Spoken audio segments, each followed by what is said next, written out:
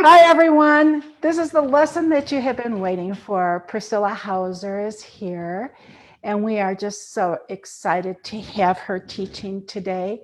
We have a whole bunch of you waiting for this class, and I know you're all so excited, and we're going to give you all a few minutes. And I just realized that you're all seeing my board instead of me. There I am. So I volunteered to be a guinea pig for Miss Priscilla, and so I'm all set up, and I've got my apron on tonight. So we also have the wonderful Elizabeth Stahl with us, and we're so happy to have her.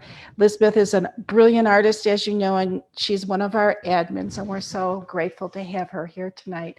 So Elizabeth will be watching for your questions and let us know what's going on. I will also, if I'm not working on the lesson with Priscilla, I'll be looking for your questions also.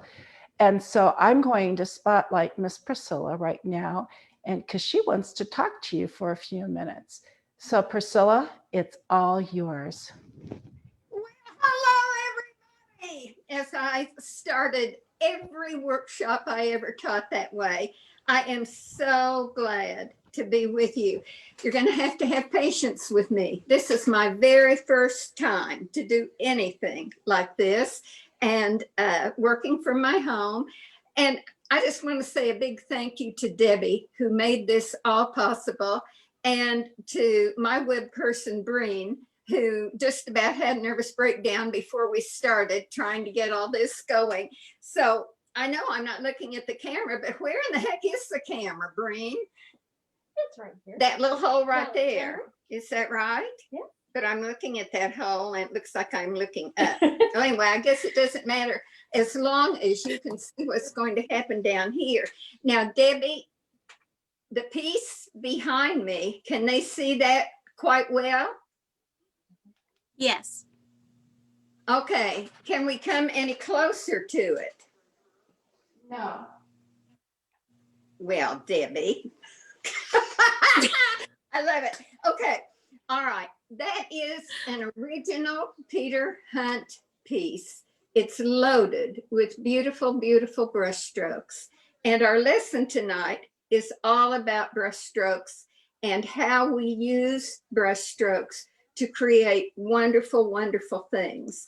So I'm going to start in here in just a minute, but Breen, can you open the doors of that piece behind me? Because I want them to see the panels on the inside. And then I have another Peter Hunt piece. Now I can't see, Debbie. I can't see what I'm showing them here, where my hands would be. Can you get that up on the screen for me? Debbie? Hang on, Priscilla. Liz? I was busy trying to help our guest find you. So, so what I'm seeing right now is, Yay, there we go. And I've got well, to, I just replaced it with me. So hang on 2 seconds. okay.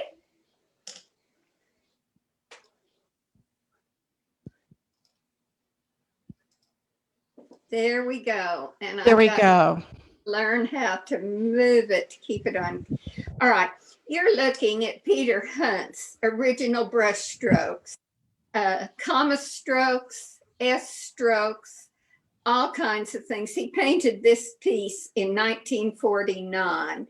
And Peter Hunt was, I feel, responsible for really bringing folk art as we know it, not early American decorative painting, but folk art as we know it into the United States. He was good friends of Helena Rubinstein's, and he wined and dined with the best of them. He was quite a character, and he didn't often tell the truth. And if any of you are interested, I hope one of these days that Debbie would let me do a whole program on Peter Hunt because I have some wonderful pieces, and it's a very primitive style of painting, but a very wonderful style of painting. Now, before, can they see me or just my hands, Debbie? Now they're seeing you. Do you want me to switch it back to you, Miss Priscilla? I'll tell you, baby, when to switch. Okay. Before we start, I want to say to all of you that I have always taught, I have always said there's so many ways of right, not just one, but many, many ways. And in my 66 years of teaching, and I can't believe that myself, I think I said in a little promo, Debbie wiped off the cobwebs and said, Priscilla, come on, you like to rock, and I do. So I always said to seminars that I come to teach you what I find to be the easiest way. But we have so many fabulous teachers out there today doing wonderful things. And at this point, I want to mention two of my children, Andy Jones and Chris Williams, and Phil Meyer is in there too. And now I've got Debbie added to that bunch. And Phil, not Phil, well, Phil started with me, I think, about 12. Andy started at 12, Chris at 14. And so I've been part of the Plaid family for almost that many years too, for sure. And was in on the design of the brush basin and helped Jim Stanley, one of the incredible paint chemists, do lines of paint and the blending gel and the floating medium. I want to teach all of you that want to learn so much about these wonderful, wonderful products and how to use them. So Debbie and Breen and everybody who's watching. Oh, and Janet. Janet lives in Pocahontas, Arkansas, and she does all my computer work. In other words, that's who you're talking to when you go to my website. I don't know what I'd do without her. So all of these people have made this possible. Oh, this makes me happy because now I have a big picture of the Peter Hunt work behind me. And that won't be distracting when I'm painting, though. That mirror won't be distracting. Okay, again, forgive me. I'm learning about all of this. Okay, the first thing that I want to talk to you about is a flat brush. And this is a flat brush. And your brush is your most, I'll find my way here in a minute. Your brush is your most important tool when you're painting. If you don't have a good brush, you're not going to paint well, and you're not going to do lovely brush strokes. That's for sure. People always want to know what kind of brush.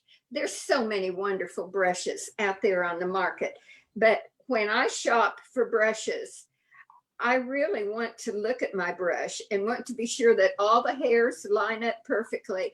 And that's so important in a few minutes when we get to the round brushes.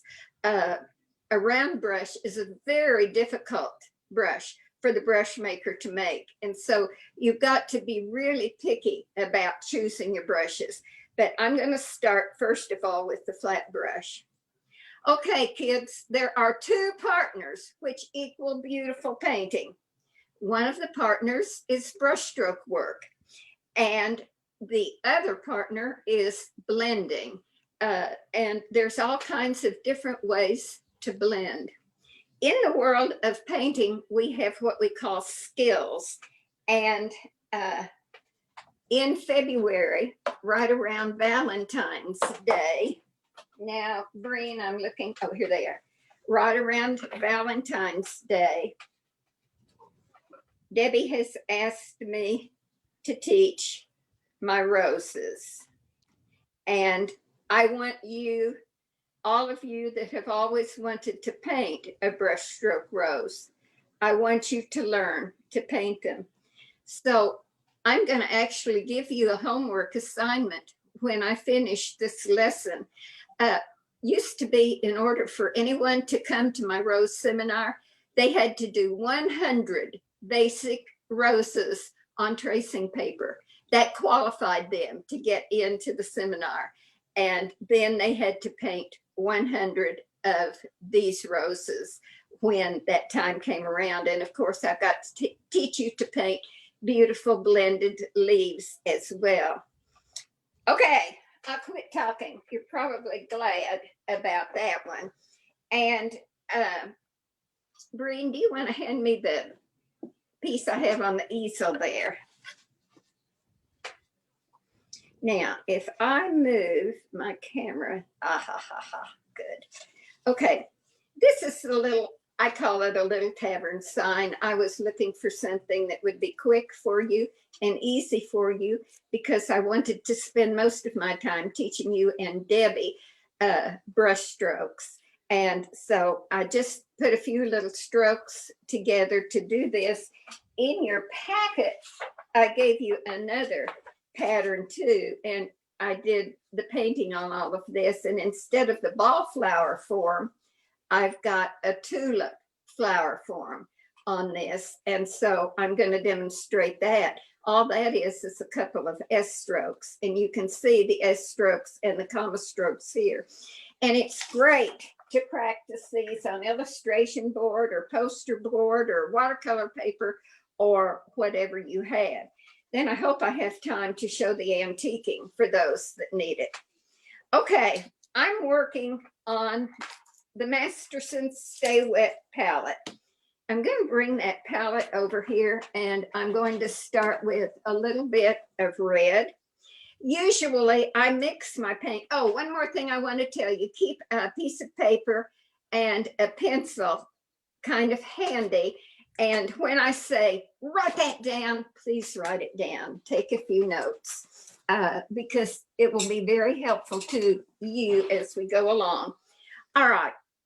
One of the most important things in the world of painting is consistency. And I love to scream that out. Consistency is everything. And when we're doing brushstroke work, the paint has to be a very thin flowing consistency.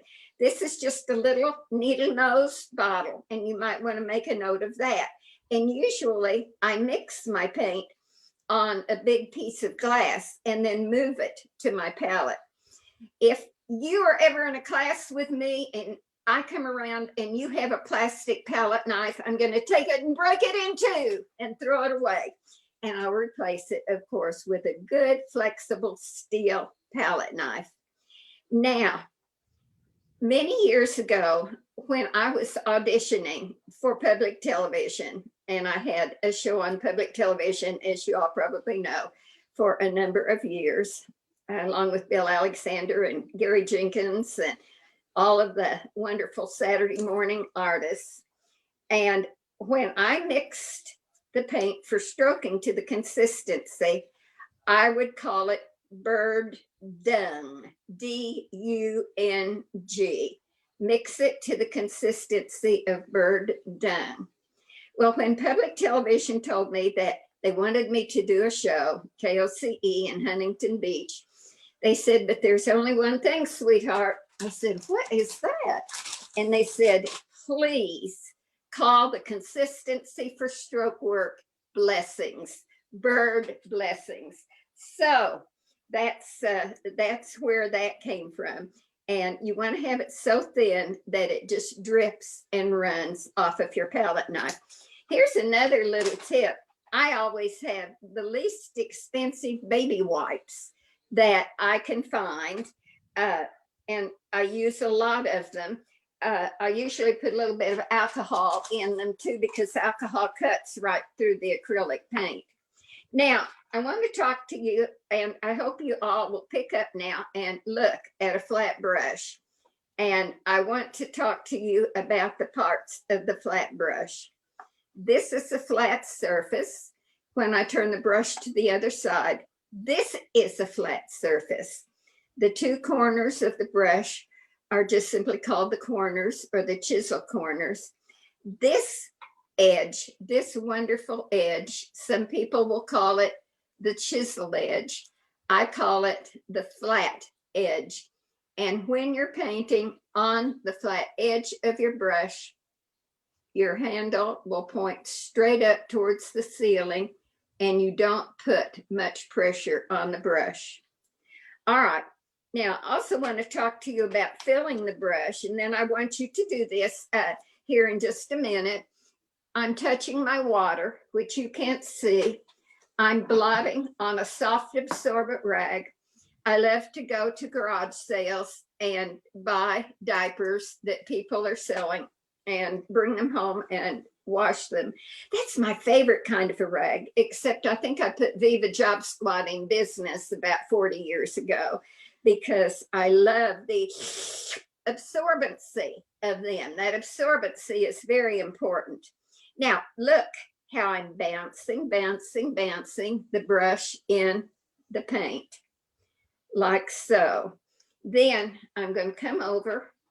Let me see if I can get this in the picture so that you can see. I have a piece of old Tricloth wash rag here, and I'm just going to kind of blot on my rag. I'll move this out of the way. And then I have a piece of poster board right here. And I'm going to take my pencil and I'm going to make the roof of a house like that. Now, you saw my shaky line, and I'll just, maybe you can, I'm trying to find the right spot here. Debbie warned me that I needed to really pay attention to bring it in this close, but I want you to see it so close. Okay. I don't know how to say this nicely, so I'll just say it. Thank you, God, that I do not have Parkinson's. I have a benign palsy, and as I have so gracefully aged, the palsy has gotten much worse. It's not because I'm nervous, but I don't pay attention to it. I just ignore it. And most of the time I paint pretty well anyway. So that's the only time I'll mention it, but I wanted you to know that. Okay, now I'm going to put that flat brush down on the roof of the house.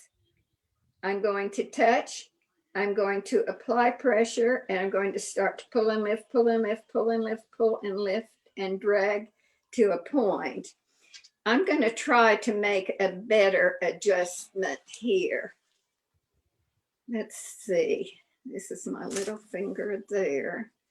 So if I come over here, don't let me knock things off the table there, Breen. Trying to get this right in the middle. Okay, so let me come over here to the other side. Now notice that I have turned this so that I'm comfortable. I'm going to touch, apply pressure, start pulling and pulling and lifting and lifting and lifting and lifting and drag right up to the chisel edge to form a point. And those are called commas to the left and commas to the right. Now, let me show you what many people do. They put that brush down,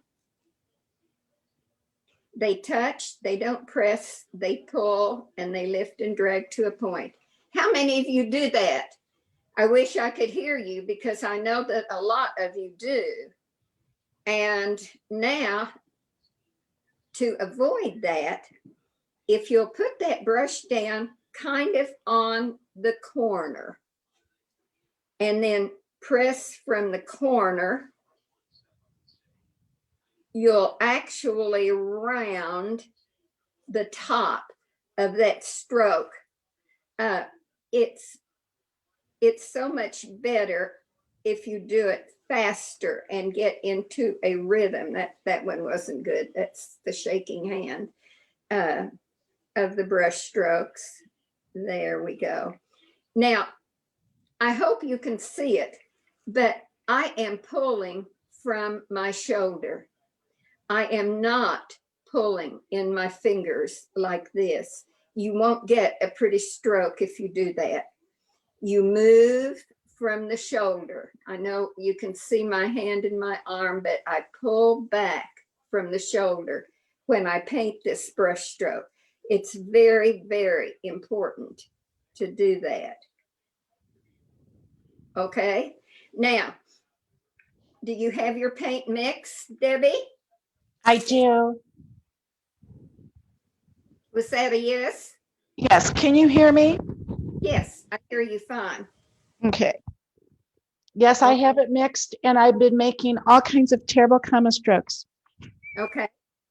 Now, I'm going to put a piece of tape on the handle of my brush, and this is the way I got students to keep from twisting and turning the brush, because there's no, when I do the comma stroke, again, I'm hunting here to try and find my place.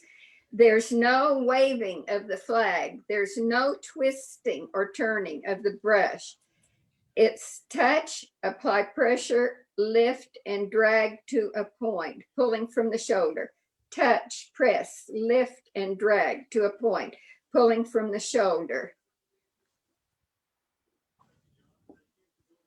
Touch, press, lift, and drag, pulling from the shoulder. No waving of the flag. I'm waving the flag. Okay, no turning of the brush. Can we see you do it, Debbie? Oh, here goes public humiliation. No. Okay, hang on. Pull from the shoulder. This is Okay. this is what I've been doing. Or a square head, Debbie. I just can't get it. So anyway, Yeah, you can get it. Yes, you can. Now look, Debbie, look, I've dropped to a smaller brush. okay, hang on. I'm going to switch and replace you as the spotlight. Many of you are square heads. Oops. Hang I on. know. I cannot see my, Okay. there. So a smaller brush would be better for me. No, I was painting with a very large brush. No, I dropped to a much smaller brush. Can you see that? Yes. Okay, so what you do, and I hope everyone can see this, and when I try to do it in slow motion, I shake. Okay, I just kind of put the corner of the brush down, just the corner of the brush down. And then when I press, I just kind of round up. Can you see the brush kind of rounding up across the top? And then start lifting and dragging and lifting and dragging to form that point. I don't touch pull. That gives you the square head. I press up just slightly, lift and drag to a point. All right, touch on the corner, Debbie. Hang on. And you all do this right along with Debbie. These brush strokes are so important. Okay, Priscilla, I want to show you what I'm doing. Okay. I can't see, Debbie. I know. It takes a few seconds here, Miss Priscilla. Okay, so when I put my brush down like that, I'm getting more of a rounded top, but then I don't know what to do. So like you're saying, start with the corner, press down like that, press. Start lifting and dragging, lifting and dragging. Lifting and dragging. But then I don't know which way to go. To the inside edge of your brush. To the inside. Okay, so I'm going to have you show me that. The outside edge, to the inside edge of your brush. Okay, I'm going to have you show me again. All right. I hope you all are enjoying this. I have never learned how to do strokes. All right. I went back to my great big brush. Okay. All right. This is the inside edge, Debbie. Touch, press, lean to the inside edge, pull, lift, lift, lift, lift, lift, lift, lift, lift, drag, drag, drag, drag to the point and push up. You don't want to be a hooker. This is a hooker. Lots of people are hookers. They hook a stroke like that. Could you see me make that stroke? Okay, I think I'm doing it backwards. Are you left-handed? No, but my brain is like a lefty. It's weird. Okay. Okay. Touch on the corner. But then you put the brush down, but just let the top edge of that brush roll up slightly and then pull, Debbie, from the shoulder, lifting, lifting, lifting, lifting to the flat edge and dragging. That looks like a hook, but it isn't, because I'm painting upside down to most of you. I think the next time we do this, we'll need to relocate the camera and have it coming over my shoulder. Okay. I'm going to show you what I just did. Okay. The one that I like is this one right here. Is that right? It's perfect. Okay. I think I Do got it. another. Do another one. one. Right now in front of everybody? Absolutely. I don't know if I remember how. Touch. Push up just slightly. Start pulling from the shoulder, lifting and drag, drag, dragging up, Debbie. That's beautiful. The best that I can see it. It's beautiful. Okay, hang on. But I was not pulling from my shoulder. I was resting my arm. I know. You have to learn to pull from the shoulder, and I'll show you why here in a minute. Oh, gorgeous. See, but then that failed. So that part's nice. That's fine. You can put your hand down to steady. That's okay. And you can put your little finger down too. But when you put that little finger down, you still have to be free to move from the shoulder. You can't, my little finger's down now, but I usually don't paint with a little finger down. It gets in my way, but you have to pull from the shoulder. It looks like I'm hooking, but it's the angle of the camera.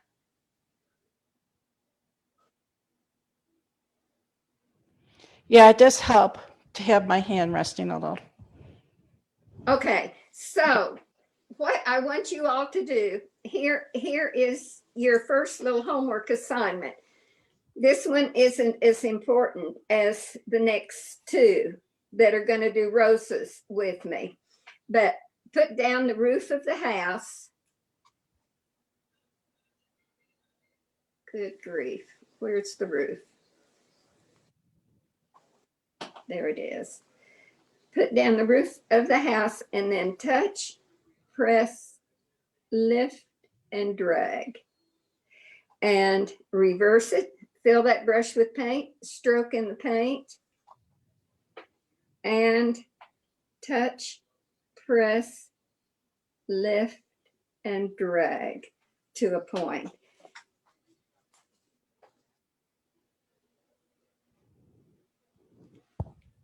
Yeah, I think next time we're gonna locate that camera completely differently, because I'm painting upside down for you all, and that doesn't work. But do many of those brush strokes, and I'd love for you to do 2 or 3 pages of those brush strokes. Okay, now the next stroke I want you to learn is an S stroke, and I'm going to have to pull the camera up, or the handle of my brush will hit the camera. So I hope that I'm still in focus here. And for an S stroke, stand the brush on the flat or the chisel edge, and the handle points straight up towards the ceiling. I'm looking for an angle where you can see better. Then slide, gradual pressure, gradual lift. Fill that brush with that flowing paint. Slide, press, and gradually lift back up to that chisel edge.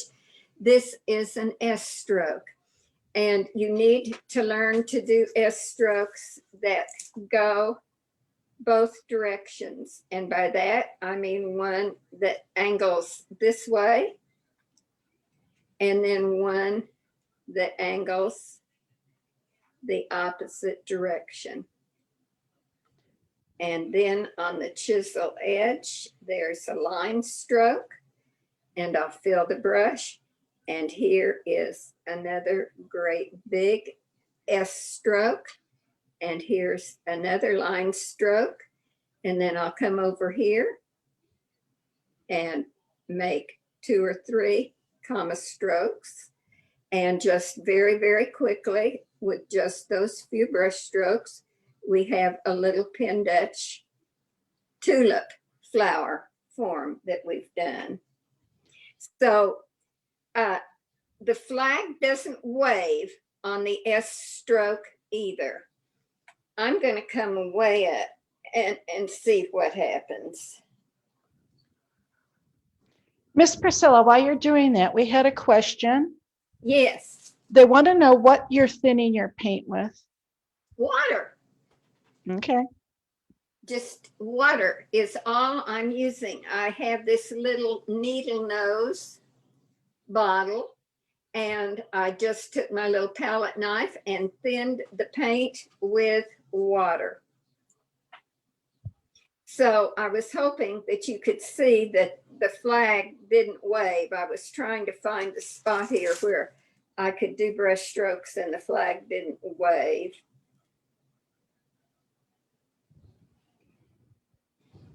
Do you reload your brush with every stroke?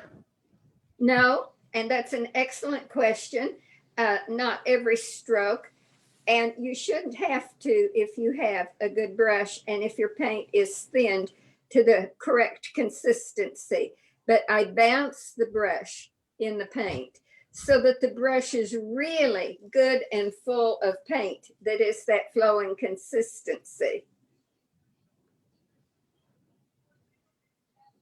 And I still don't think you can see the flag, but it's just slide, press, and lift. Yes, Slide. we can see your flag on the brush. Okay, and it's not waving. And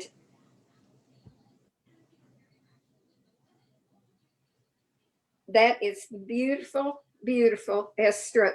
And I'll try to do something. I hope you can see it. And since I have that camera elevated now, I love to do ribbon with the flat brush. Let's see, where can I?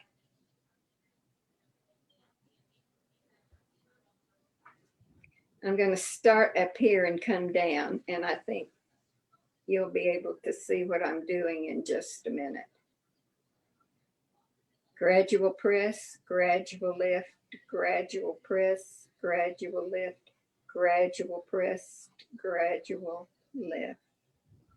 And that is just a continued S stroke that flows and makes ribbon. Oh, it's so much fun when you know brush strokes, because you can twist and turn that brush and roll it and make beautiful bows. And when I double load that, oh, I'm off camera again, I think.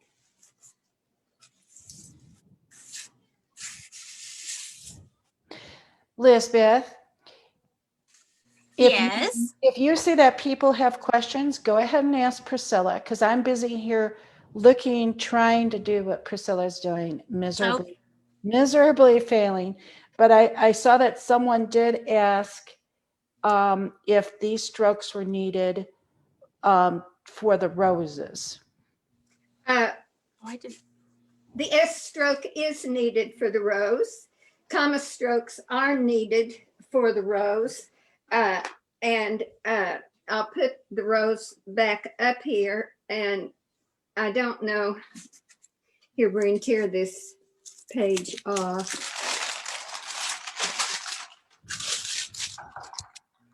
Now bring this down close again so that you can see. This is what we call a rolled S stroke right here, where the brush is rolled. These are all variations of comma strokes in here that you see. This is an S stroke that fits right in at the bottom. Bring, hand me that worksheet over there. Those, I've been working on my packet for roses, working really hard because I wanted you to have a very good one. And you all will be getting this if you want it. And of course, I know this is upside down. I was not prepared for it to be upside down, so I'll get that fixed for sure. Whatever we have to do, that'll get fixed. But you see here, this is a form of an S stroke. S strokes are just, here are comma strokes, variations of comma strokes. They're called slices. So yes, to answer the question, you need brush strokes to paint beautiful roses and double loading as well. Now, I'm going to move to double loading real quick because I want you to listen to me and I want you to see it.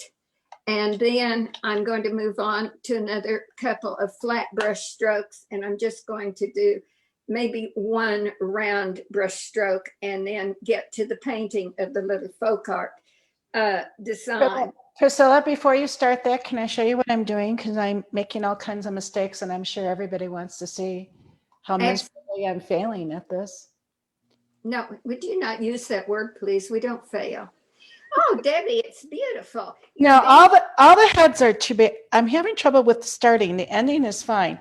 So if you see, when I start, I have a hard time getting a nice soft start. Do you have a good brush that's forming a chisel edge? Yes, ma'am. Okay, then look what you're doing.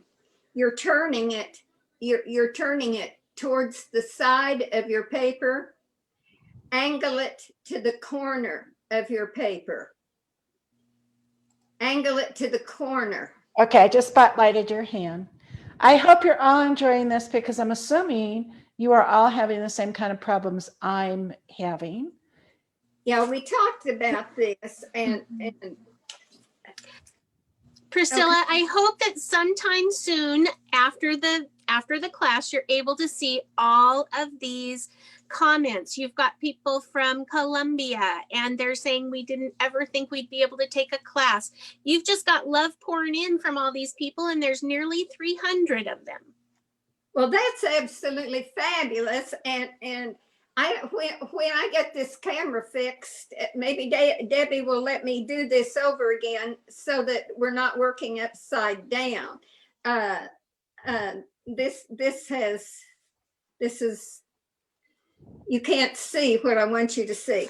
All right, I have a piece of paper here, a piece of cardboard. I'm going to come up even higher. Now, instead of, golly, I'm trying to get my hand out of the way for you. Breen, do you see any way that we can do that so my hand doesn't block the stroke and they can see it? Maybe. All right. Here is the corner. I want the brush, Debbie, and class to angle towards that corner. So I'll slide and then Debbie, gradual pressure on the stroke and then gradual lifting back up on the stroke and come towards the other corner down this way. You're angling the brush more to the side of the page. And therefore, you go back to the side. You want to go from corner to corner. And you want a gradual pressing and a gradual lifting of that brush. Oh, this is so cool. I'm getting it. Now, can you sing The Rain in Spain? Because I can't sing, and we know you can. Sing what? The Rain in Spain. Whenever you accomplish something, you sing The Rain in Spain. Okay, never mind. But anyway, yes, I understand. Right, George, I've got it. The rain in Spain. Da, da, da, da, Exactly. da. Thank you, Priscilla. By George, she's got it. Let me see it. Let me see You it. want to see what I've done? Well, of course. I want to see. Okay, these down here are much better. No. They Hang on. look like penguins marching across the page, and that's very good, Debbie. Penguins are very nice. I love But penguins. Elizabeth, stop laughing. Oh, But- this public humiliation. but you want to go to the corner. Come back to me again. Okay, here. So my brush should be like this. Or Is it pointing towards the corner and not the side? like that. Okay. Like You that? see, I can't see either, but it has to definitely be toward the corner. Debbie, let me show you with a pencil and see if that will help. Okay. Go Debbie, back. you have a fan that wants to know if you have wine nearby. Oh, Lord knows I need it right about now. Hang on a second. I did the wrong thing. Okay. Now, you are angling this way. This is an over exaggeration, but that's what you're doing instead of this. You go from corner to corner, corner to corner. You don't go from side to side. Okay. Well, I'm going to mark that with my pencil so I can practice. This is what you're doing right here. Yep, it is. You're not stretching it out this way. I have more voluptuous S strokes. That's what it is. Okay. I want to show double loading quickly, or side loading, carrying two colors on a brush. And I'm going to do it. Brenda, want to hand that little palette to me? I'm going to do it right here on this little palette, hoping that everyone can see it better. There's so many tips and little things that we can do. And I'll use a larger brush.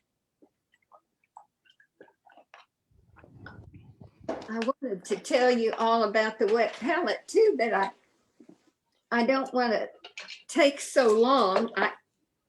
I don't often make positive statements, but I will tell you, if it weren't for the wet palette, I would not paint with acrylics, and that's a pretty positive statement. And perhaps in another lesson, I'll tell you about the palette. And I wanted to use some blue. All right, now everybody watch and make a few notes. I have a flat brush and I'm bouncing it. It's not very clean with the red in it. I'll clean that out in the brush basin. Now I'm going to walk the brush over, bounce it, make contact, and count 1, 2, 3, 4, 5, 6, 7, 8, 9, 10. I have paint on one side of the brush, but not on the other side. Now, I'm going to come over to this blue, and Prussian blue is the color that gets all over you, up your nose, in your ears, and I won't say where I sat down on the toilet in Salt Lake City and found it years ago, but a few of you will remember that and know. All right, I've taken just the tiniest bit of Prussian blue, and now I'm going to make what I call a pod, P-O-D, and I want the dark color in the center and the light color to the outside. Dark color in the center, light color to the outside. Why? Because if I put the light color in the center and the dark to the outside, pretty soon I'd have my brush in that blue paint and I would mess up the double load or the side loaded brush. And the reason I counted was it takes many, many, many times brushing to get a brush this size full. This is, I think, probably a number 12 flat brush that I have here. Bounce it, bounce it, bounce it, bounce it, bounce it, bounce it, bounce it, bounce it, bounce it. And now I'm going to come back to another little piece of paper, and you watch here. I hope you can see. Gosh. Breen, do you see any way to move this camera so that my hand doesn't, they see the back of my hand? I don't understand that.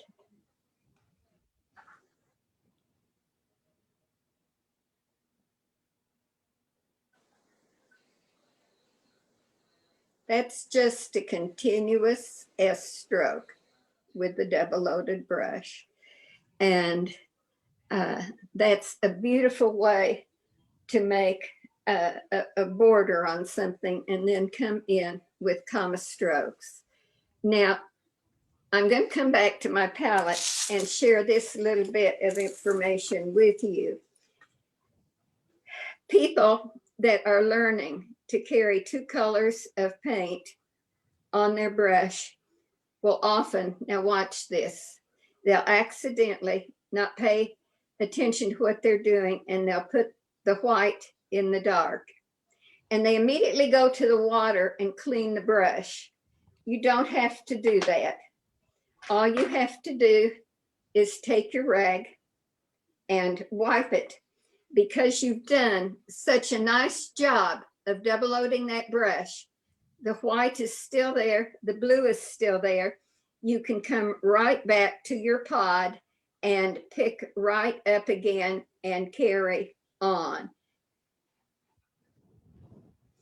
Many, many people have a hard time side loading. And some little tips are, always take puddles of paint in proportion to the size of your brush. I think I mentioned this was probably a number 12 brush. This is probably, I don't know, a 4 or a 6. If I want to double load this brush, I'm not going to try to double load it up against that huge puddle of paint. I'm going to take, let's get some green. I'm going to take puddles of paint in proportion to the size of my brush. I'll touch my water. I like to dampen the brush. I don't want water in it, but I'll dampen it. Blot on my rag, and then stroke, stroke, stroke. Come over to the green, stroke, stroke, stroke. If you have a great huge puddle, it's just almost impossible to double load that brush. Now, working smaller with the camera higher, and I don't want to apologize. I really don't. Debbie and I practiced. We just didn't practice strokes. I was practicing with a liner brush, and I'm not even going to get to that this evening. We don't need to for roses, but I just want to show you this next stroke. And I'm going to start it with a larger brush. I'm going to use this little palette because I think you can see it better, and I can definitely see it better. So I'm going to take my lightest color first. Bounce it, bounce it, bounce it, bounce it, make contact, stroke, stroke, 1, 2, 3, 4, bounce, 6, 7, 8, 9, 10.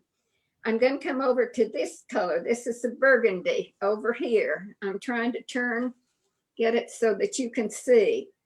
Pick up some burgundy. Come down here. Make a pod.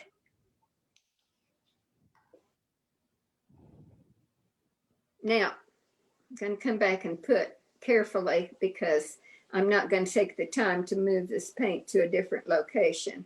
But I'm bouncing, bouncing, really filling that brush good and full of paint. Okay, now I'll come back over here, and this is the next stroke. Stand the brush on the chisel edge, handle point straight up toward the ceiling, slide, gradual pressure, gradual lift. I'm going to reverse that.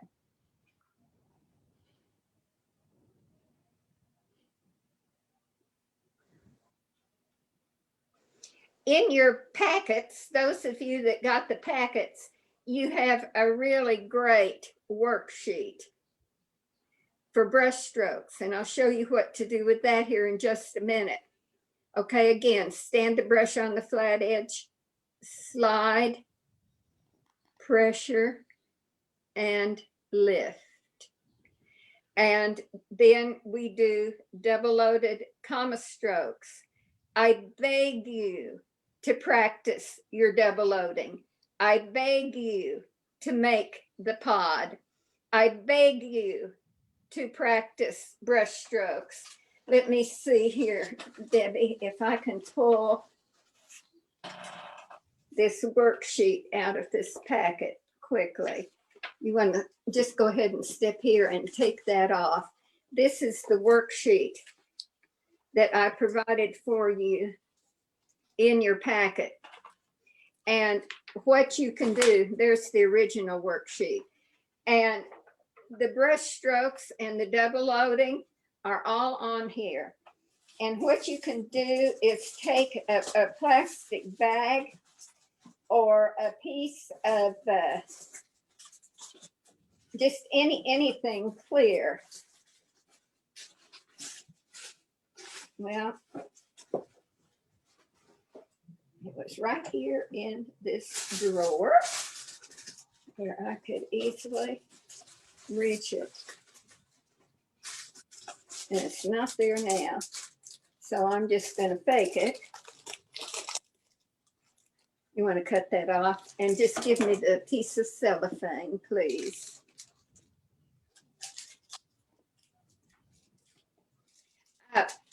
If you have the plastic sheet dividers, you can slip your worksheet inside of a plastic sheet divider and then wipe it with alcohol, and that will let the paint flow better, and it's just to practice on. Okay, Breen came up with a clear piece of cellophane here. So just put your cellophane down, and then this is the best thing I can do to hold your hand and guide your hand when you're doing a brush stroke. And just practice doing that over and over and over and over. I'm actually sort of painting upside down right now, but that's fine. And I want you to do these half circle strokes that are down here at the bottom as well. And I want you to do it with two colors on the brush, like so. And this is just a great, great way to practice with this worksheet. And it really bothers me that I can't get to your questions. I want to show you one more thing right here, just real quick. Except for we do have Elizabeth watching, and I am looking at the questions. I am watching, and there are not very many questions. And if there are some people like the fabulous Chris Williams who are answering sometimes before I can get to it. Exactly. I noticed that too. Chris, thank you for being an admin today. We love you. That's great. Okay, now I've just put down a dot of color. Now I'm just going to make that U stroke over the dot of color. I'm going to come in here and make that other U stroke like so. And what do we have? Just a little open rosebud.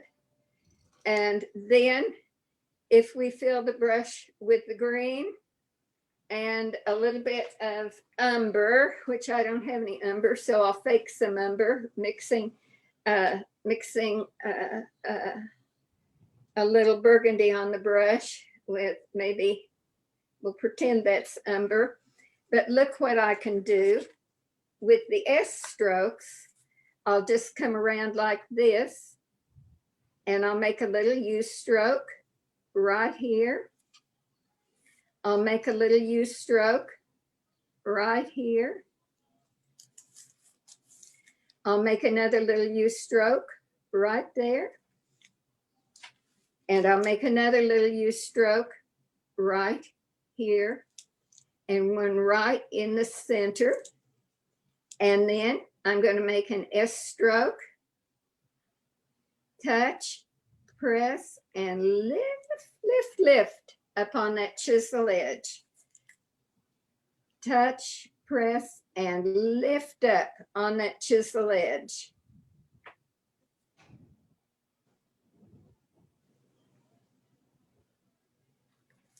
Just making S strokes all the way around,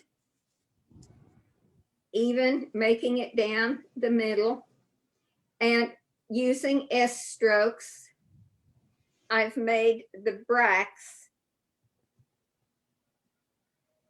of a rosebud. And that's just quickly showing you a little something that can be done with the brush strokes and the double loading that I have showed you. And that's why it is so important. Also, when I get to leaves with you, they're basic brush strokes, touch, swing, flat edge, pull, roll, and stop. I'd love to do a whole lesson on nothing but leaves. Leaves can be done in 2 strokes. I think Donna Dewberry probably does a 2-stroke leaf. And again, that's just a little bit of a U at the bottom, then touch, press, and lift to a point.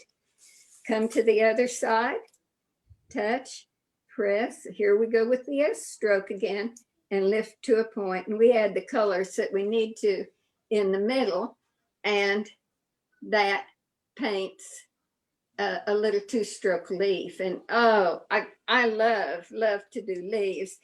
And I brought some other things to show you that are stroke flowers, just so that you'd start to understand how important geraniums, those are all little variations of comma strokes done there, and so much fun to do.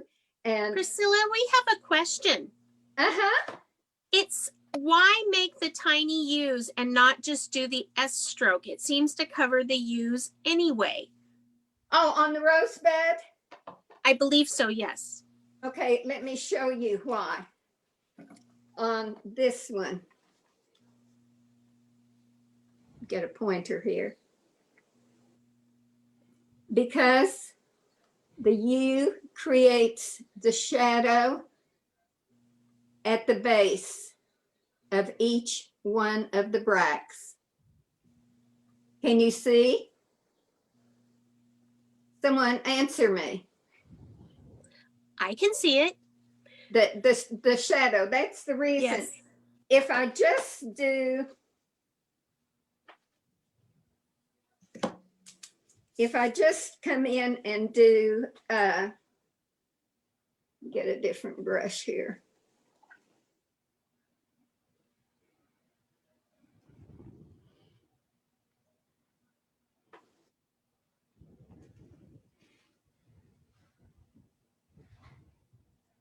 If I just come in and do an S stroke like this, turn it around. You always want to turn to be as comfortable as you can. And I know that camera is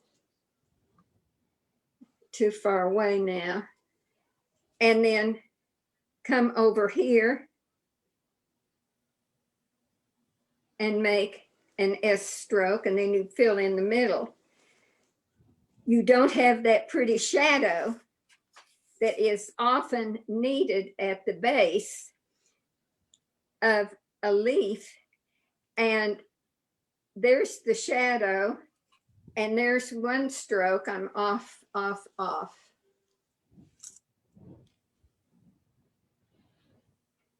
That's just amazing, Priscilla. And here is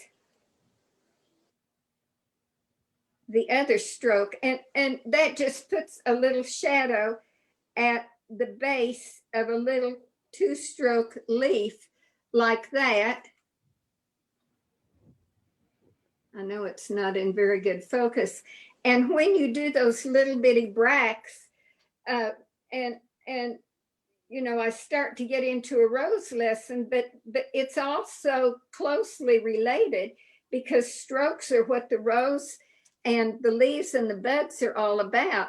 But if I have a rose bud, trying to find a place. If I have a rose bud right here, and that's painted, and then I want to do the bracts around. Let me get a little, here's a little asphaltum that will work. I've got to get to the Tavern Sign too. Are we way over on time, Debbie? You're doing okay. We're about at the hour mark, but I already told you that whatever time you need, we will Yes. go with. Good. I love that. There is also a question about the beginning of a stroke rose, and how you start it. They're excited for the rose class. You're talking about a brush stroke, right? Well, it's a typed question, so I'm assuming so, yes. Okay. It says, I want to start the stroke of a rose. Well, she's not asking me enough. I guess she's just asking me about the U stroke like that. I would think so. I'll watch for the comments if she wants some more. She's going to have to give me more detail if she doesn't mind, please, on what she's talking about. Sounds Plus, good. we also have to remember that today's lesson is about basic strokes. This is not about creating roses. Priscilla, with her enthusiasm, was showing you all that you can do with these strokes. Next month, on the 11th, that's when Priscilla will be teaching us all about roses. And listen, I'll have this camera thing figured out. I'll work on it until I get it figured out. Okay, let's come here. This is a rosebud, but I can't find it. Where is it? Where is it? Where is it? There it is. And I'm practically painting off the table, but that's okay. Okay, so here I go with a U stroke. And we'll pretend like that rosebud is painted. And here I go with another U stroke. And here I go with another U stroke. And here I go with another U stroke. Double loaded, U stroke. Then, and you were asking, you know, a basic leaf, a 2-stroke leaf, and a rose bract, they're very similar. So now it's just the matter of painting a wonderful S stroke up on the chisel edge.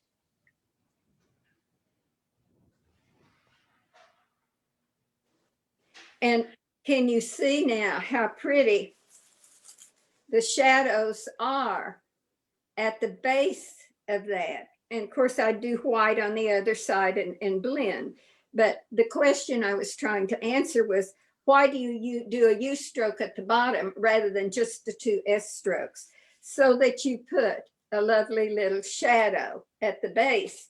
And I don't have anything with just basic leaves here right now, but we almost always have lovely shadows, and I'll teach all of this, and leaves and the different values and so on and so forth. It's just absolutely fabulous. Okay, I'm going to stop doing this for a minute.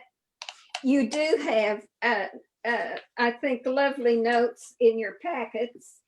And let's see, where are my boards? Priscilla, while you're getting set, there's a question, and the question reads, on the tavern board, why did you have us put a coat of sealer after we painted the warm white and before applying the pattern? Because I wasn't using, this is where we get into different types of paint and what they do. And I believe some of the folk art paints contain sealers, but I like just the original folk art paint. That was the one that I was in on the design of and got to work with the chemists. And so I was afraid that this cream paint would be too porous. And I'm still trying to get the camera up high enough for you to see what's going to happen. Look, I'm clear off the table. Can we do something, Breen? That helps tremendously. Okay. Thank you so much. Okay, so I painted this one with a cream, a pretty cream color, or I could have stained it. This isn't complete. I just wanted to show you it could be stained and the edge darkened. And these are all wonderful treatments that we can do. And again, depending upon how much Debbie wants me, how much you want me, I can teach all of these things. And I would not do a tulip with one side red, one side yellow, although I don't know, that's kind of sexy. But anyway, I just wanted you to see color combinations there. So that's why the back of that was painted. And then after I sealed it, I put let you move some of this stuff out of the way. I transferred my design, and I think probably, you know what would happen if I sat on the other side of the table? I'm not going to do it now. I think that's might be the answer, Breen. That could be. Priscilla, we'll work on this and you'll be able to sit right where you're at. I know exactly what to do to make. Yeah.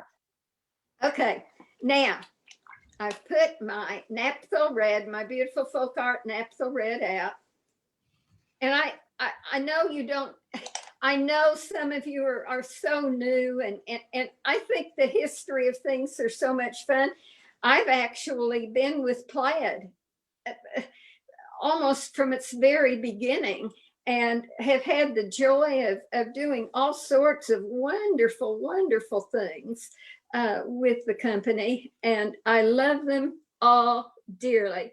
And I love the products. And when Debbie called me, she wanted me to teach you about different products and a wonderful new paint that we have. She wanted me to get into color theory. And I was so excited. And I went to bed that night and I thought, good God in heaven, she's talking about hours and hours and hours of classes, which would be wonderful. And you know, I don't care. I celebrate my 81st birthday in March. And so I love doing this. If we can get the camera worked out, and Debbie says we will. Okay, then I'll just teach as much as you want. Come hand me that hair dryer, Breen. Priscilla, Okay. are these multi-surface folk art paints? No, no, these are just the original formula folk art paints. I hope this isn't a multi-surface. I'm looking for the bottle to show you, and I don't want to pull up the wrong thing.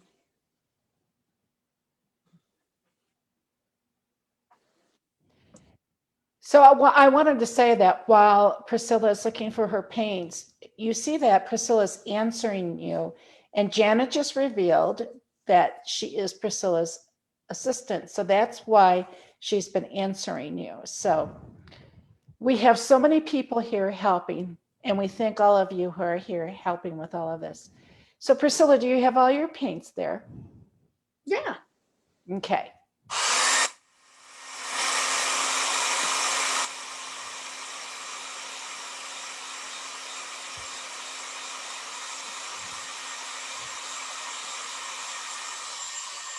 Okay, magically, that's dried. I've put another coat on it. That's dried. I undercoated a couple of great big S strokes, and you have, I think you have wonderful step-by-steps in your packet, but I have to learn from Debbie too. I think she puts this, is this going to be up for them to watch over again, Debbie? Yes, when I stream live, once we're all done, it turns into a video. And then what I will do is I will put it in units in the group. And I'll start one just for Priscilla.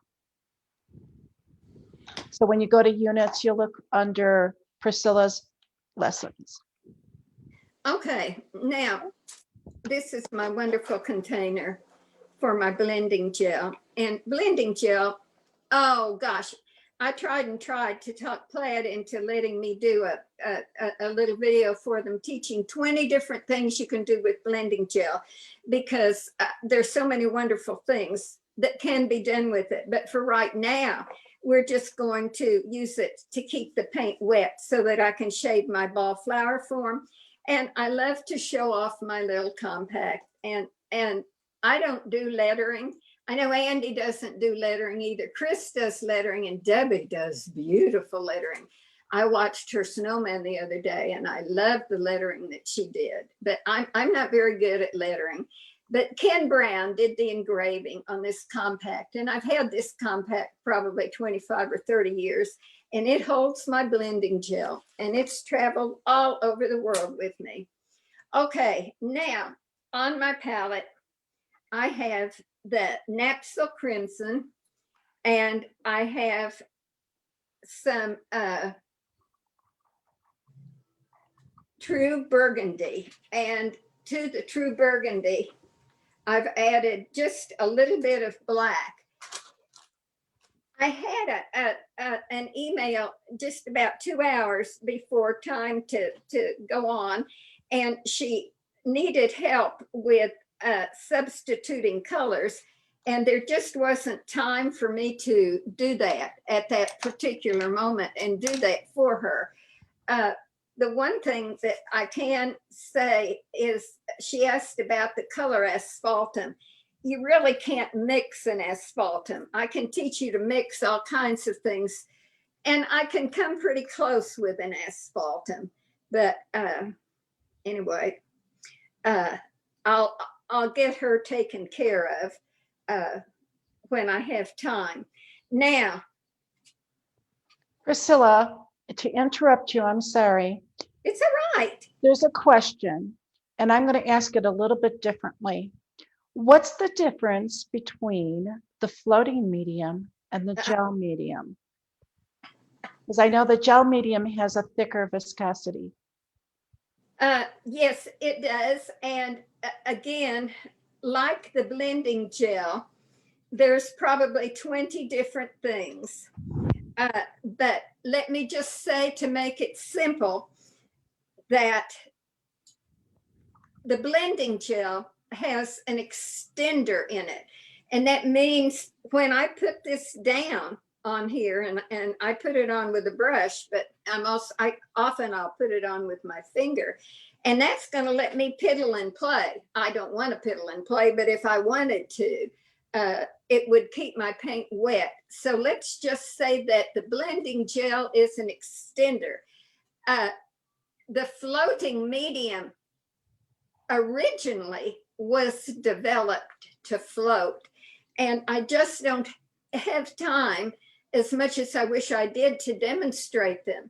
But I will at some point in time as I go along with these classes. And let me say to you too, I don't know how many of you watched the Let's Paint program with Plaid, but they are using these products as well. You see my glasses? Yes. And the plaid line is so incredible. Debbie did a wonderful interview with Chris Williams, and it was just a beautiful, beautiful thing. And Chris talked a lot about the different products. And when I'm not painting with, I'm not using the gel right now. I could have floated that on instead of blended it on, but I don't want to confuse you. And that's one of my problems. I have too much knowledge for an hour and a half class. I will overteach, and I want you to get it. So those of you that are painting along with me, whether you're painting on cardboard or whatever you're painting on, and I like for you just to go ahead. See how I'm just blending that white in, and I can do that because of the blending gel, which has the extender. And I can just blend using a light touch and make that smooth and just add a little bit of highlight on that ball and bring it, the original one. Do you know where it is? Oh, good.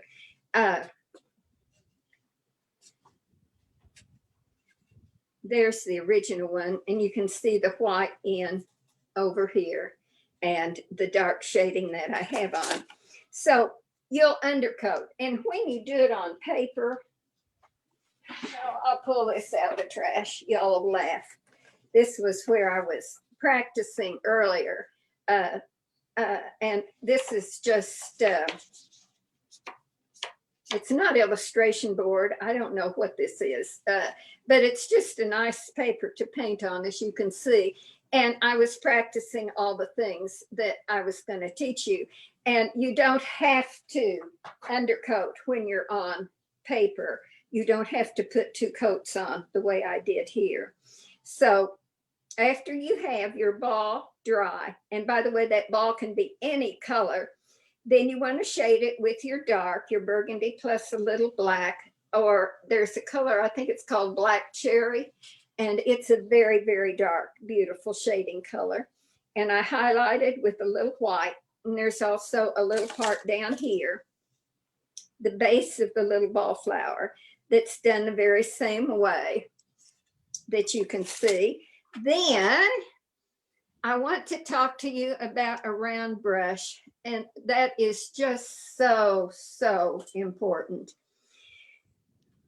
This brush, Randy, won't get the paint off those other brushes, please. I tossed brushes over there a minute ago and threw them into my palette. This brush is probably... Priscilla, you just went black. Bree, her phone just went black. Okay. They need to try. Hang on, everyone.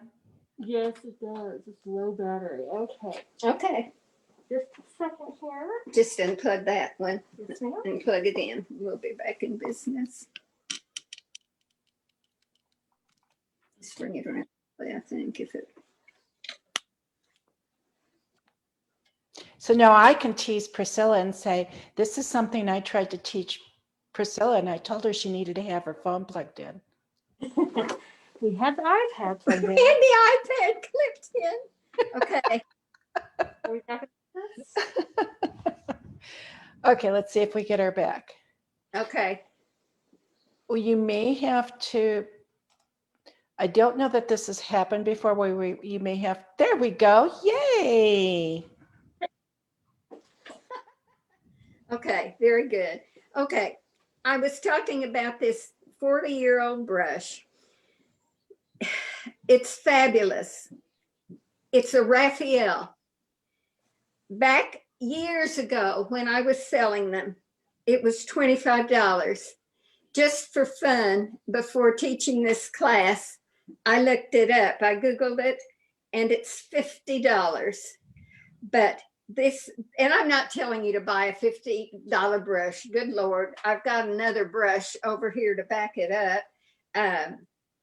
I don't know how much this is. This is a low Cornell. We have wonderful brushes available, but you want to be picky and make sure they're well made. And I even had over here a brush to show you, and I hope I have the name of it all covered up so that you couldn't see. But I was going to show you a comma stroke, and this happens to so many people when they start painting round brush comma strokes. I'm just going to paint on this because it's here and it's easy. All right, please misperform for me. This brush continued to misperform for me. With the round brush, you touch, you apply pressure, you begin to pull, and you lean to the inside edge, just like you did with the flat, and you lift and you drag to a point. And what this brush constantly did was what you see right here. Priscilla, there's a question. What size brush are you using? This is a 3. And in case it was for the other one, what size was the one that you have had for many years? It's a 3. Okay, thank you. And of course, now this brush is just going to behave. No, there. See what it did? See it kick? And this happens with lots of round brushes that you buy. And the student thinks they're making the mistake, and they aren't. It is the brush. So can you, without it being too much trouble, put the camera back on me? Absolutely. Okay. And I'll ask all of you to put your hand up like this with all your fingers together and pretend like there's a piece of glass out in front of you. And you're going to touch against that glass, and you're going to apply pressure to the brush, and the hairs are going to spread. And then you start to lean to the inside edge of the brush, lifting and dragging to the point. It's touch, press, lean to the inside edge, pulling and dragging to a point. And there's a straight stroke too, where you touch, press, you start to pull and lift, the hairs come back together, pull and lift, and then you have to turn it slightly to the left or slightly to the right. You'll see that flag wave to get a point.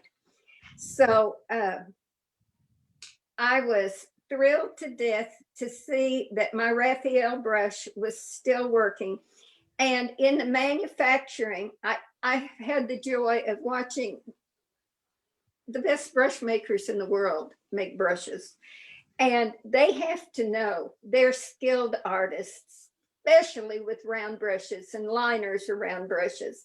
And they have to have every hair tucked in just perfectly so that when you're painting and making strokes, those hairs come back together. So I know you can't go into a store and say, may I paint with a brush? But I think it's a good idea to, if it's a really expensive brush, to say, if this brush doesn't perform, could I return it and exchange it for another one? If you're in a really good art store, they're really going to help you out. That's another subject. I won't go there. Okay, I am going to go back to my ball flower form though, and I'm going to fill a good round brush with the dark burgundy color. It can be black cherry. It can be burgundy plus a touch of black to make it be a black cherry. And then I'm going to make these comma strokes on the side. And here we go. Touch, press, lift, and drag, lift, and drag. And I know, we're back now. So Okay, there we go. I'll lift up. Hopefully we can. Okay, Bree's going to need to help you with your camera. Yeah, I think so, because it was showing my shirt rather than the flat surface. There you go. Perfect. Thank you, Bree.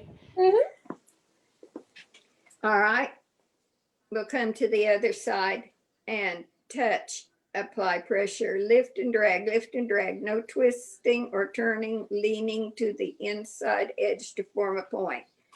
And we'll come out to the side. And I chose a couple of very simple little designs like this, stroke designs, because I think you get tired of doing page after page after page of brush strokes. When I was teaching my 5-day seminars, and I did for years and years, I taught from 8 in the morning until 5 in the afternoon, and then they had homework assignments, pages of brush strokes they had to bring back the next day for critiquing. And of course, a lot of you probably aren't that serious about that, and you're probably thinking, I would never do that. But I want to tell you something, and I say this to you from the bottom of my heart. As many people paint today, and it is greatly loved today because of all of those seminars through all of those years and all of those incredible pages of brushstrokes. And it got everybody started.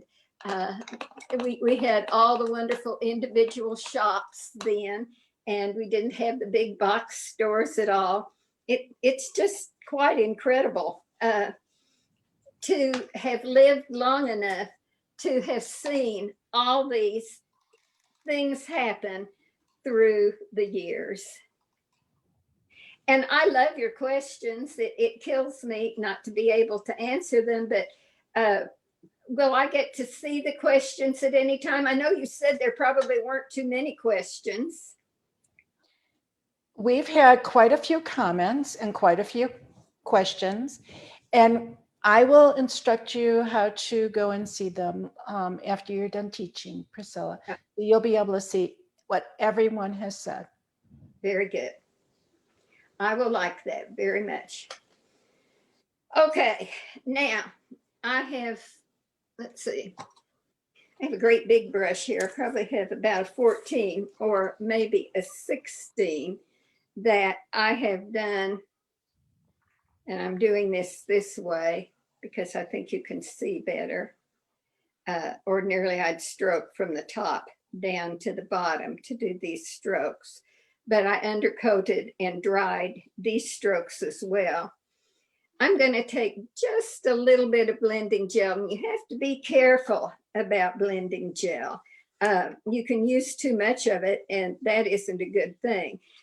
Sometimes, especially with stroke, I'll just dampen the undercoat a little bit. Now I'm double loading my big brush with a light green and a dark green, actually a medium. I think it's a classic green, and kind of a sap green, because I want, when I go back over this stroke, I want to shade. Now, Debbie, what is the consistency of my paint right now? What do you mean, what is the consistency of your paint right now? Well, it's thinned because you've been pressing on the wet palette. Well, that's not the reason it's thin, though. It's thin because when we do stroke work, it has to be a thin, flowing consistency. Right? Correct, just like line work, so I can understand that. I'm interpreting, this is just like speaking two different languages, and so as you're talking, I'm interpreting it into what I know. Okay. Okay, well, we're going to have a conversation about that sometime.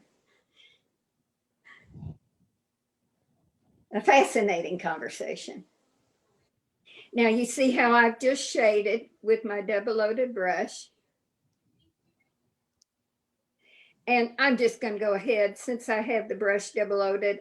I think on the other piece, I probably have this done in another color. But you've got a beautiful full-size picture in your pattern. And then I took a smaller brush and a lighter green, and because I don't want to go too long and lose people, I'm just mixing a little bit of white into the green that I have. And I've picked up a 6 flat brush, and I'm just going to come in, and while it's wet, I'm just going to overstroke like that. And I'll do the same thing over here. And then, and you choose your brush sizes, of course, to the size of the stroke. I just happen to have picked up an 8 right here. And I've got another S stroke to paint right there.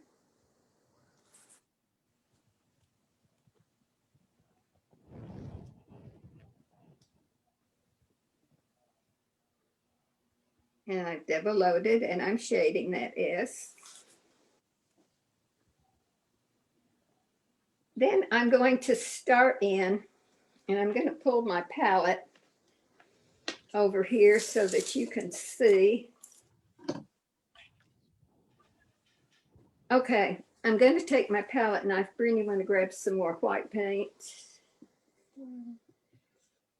There it is right there.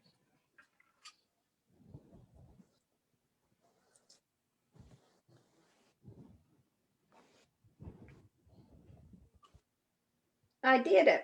I took a black and white picture on my copy machine. I put this painted finished piece on the copy machine, and I wanted to see my values because I wanted to show you how neat it was to make copies if you have a copy machine and you can see all the different values, the light, medium, and dark values. And I did this comma stroke to be dark, and this one more a little medium, and then this one lighter. And you can see that in your finished photograph that you have in the packet. And you can see how I graduated the values down there. And I tell you about that in the packet, but here, because of time on my palette, I'm just going to take some white and use the dark green mixture that I have here. And I'm going to mix the 3 values so that I have a dark, a medium, and a light. And that's pretty light, so I think I'll let that be the light one. I'll come over here and take some of this paint and just a little bit of white and mix it in to have a medium value. Why am I doing that? Just to have a variation in color. It won't be as boring. It will be more interesting.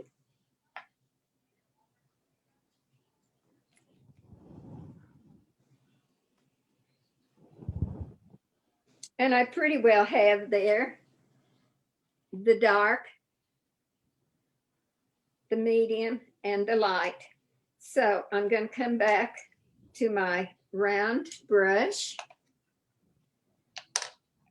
And I have no idea if you're painting along with me. Some of you, of course, know your brush strokes very, very well. And you're probably painting way ahead of me. And others of you really need to practice and practice and practice and learn to do the brush strokes. So I'm filling my round brush good and full, and I'm going to try to paint upside down, and I don't know whether I can do that or not.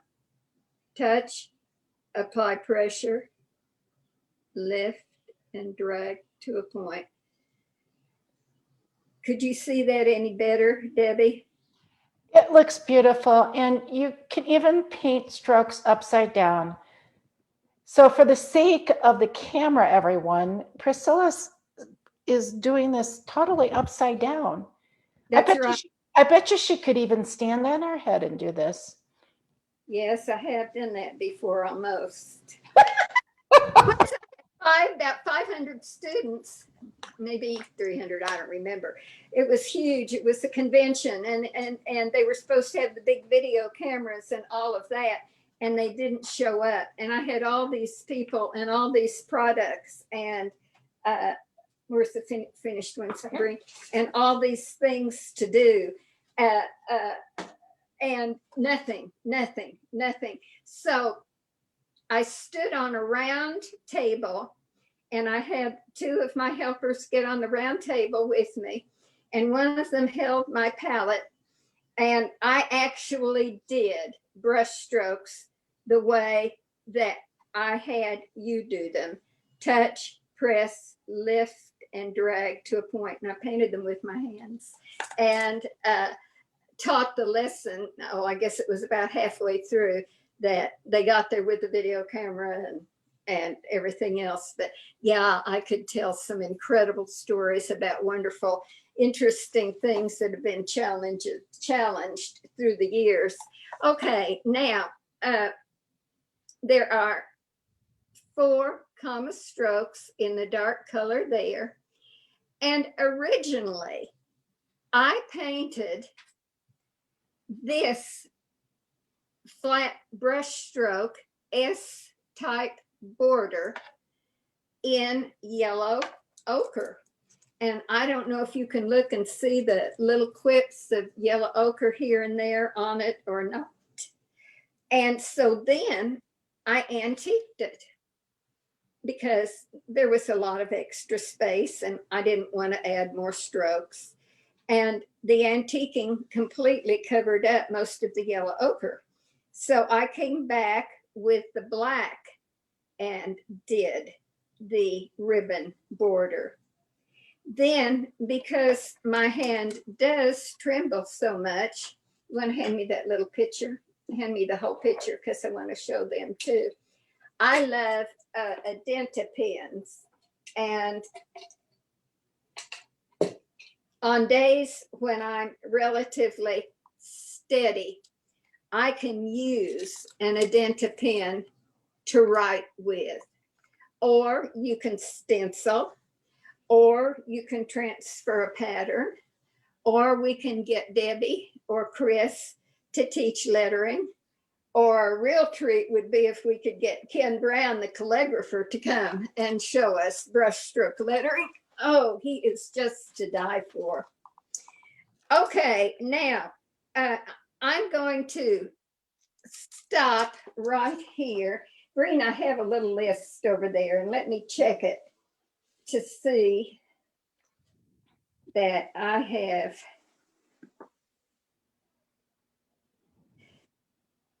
Can I kind of show them what I want to do for the 3rd class? Do you want me to spotlight you right now or your hands? I'm going to say spotlight me. All righty then. With the camera right in front. I love it. Okay, now I'm going to show you what I hope will be our 3rd lesson. I'm having so much fun planning these lessons, and this won't be the actual piece, no way, but we will do one of these roses and some leaves on a wonderful surface, and I want to try to get this. Let's see, let me move the camera out this way and see what happens. That is so beautiful. This is Jostova, and I love Jostova. Originally, Jostova was done in oils, and I talked to Debbie about doing some oils, but I think I'll probably teach this one in acrylics. And I had the great joy of traveling to Russia when I teach the Jostova class. I will tell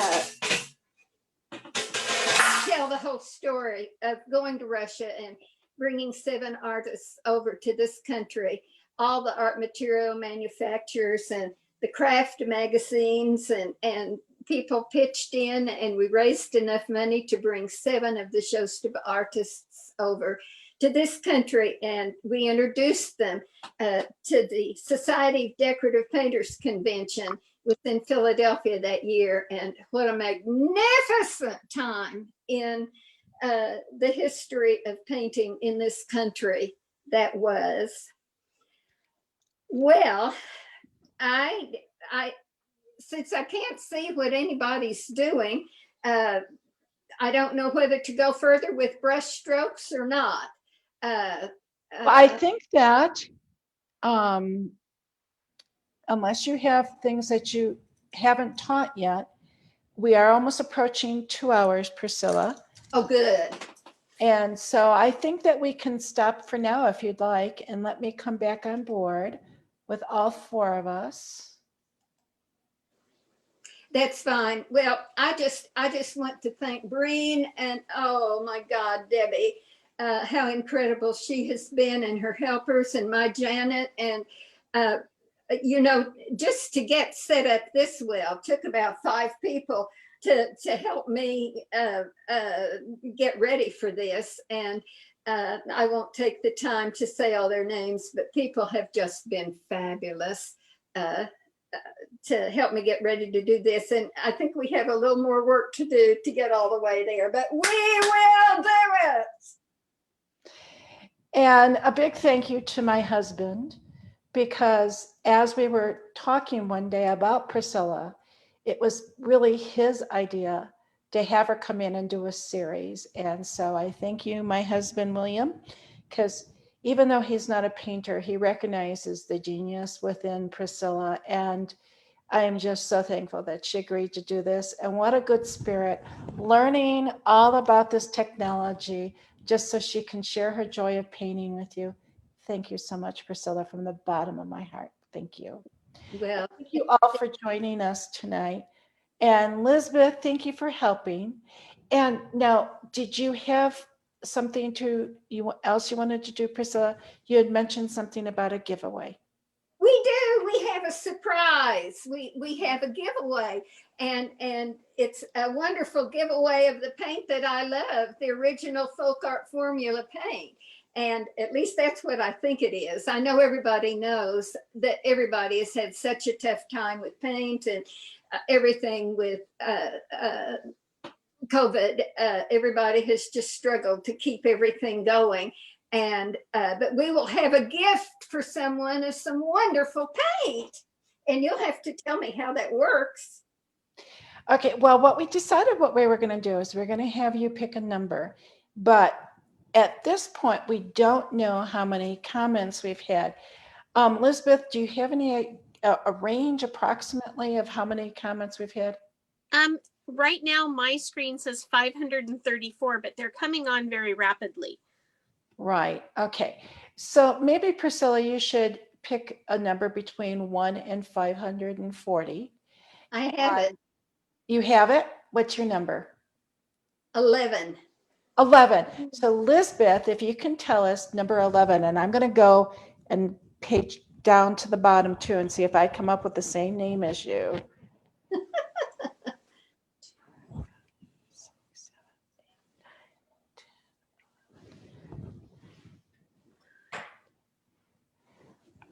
Is the initials DC? Yes, it is. Oh, I am so excited. Go ahead and announce it, Lisbeth. Wait. You go ahead. No, I'm going to have you do it. You've been here helping us. I lost it. No, you please do it. Okay. Okay, drum roll, everyone. The winner of this happens to be someone I know, and she lives near us, or near me. Her name's Denise Chavez. And so I'm so excited for Denise. And I know she's going to be very excited to get the goodies. And I will get the information of where to ship this. That's great. Plaid will be sending it. May I say one closing thing? Absolutely. And let me spotlight you before we go. Okay. I had to show this, and I kind of got twisted and turned around with camera direction. And I wish you could really see this close. This is the very first piece of pen Dutch that I ever painted years ago, and I did it all with a round brush. I didn't even own a flat brush. We did everything with round brushes, and I couldn't afford to buy a round brush. I think I was about 20 or 21 and pregnant, and my mother bought the brush and sent it to me. And I took a class at the YWCA, and this was that piece of pen Dutch. And I want you all to remember, always, with brush in hand, my mind empties of its sorrows, and the beauty in life smiles. Please keep laughing, and above all, keep painting and practice those strokes. Thank you all. And we'll wish you all a good evening. And thank you again, Priscilla.